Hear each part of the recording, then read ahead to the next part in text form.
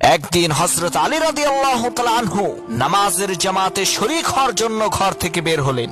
এদিকে কয়েকজন কাফের ফন্দি আঁকলো যাতে হযরত আলী নামাজের জামাতে শরীক না হতে পারে। তাই তারা হযরত আলীর পথে দাঁড়িয়ে রইল।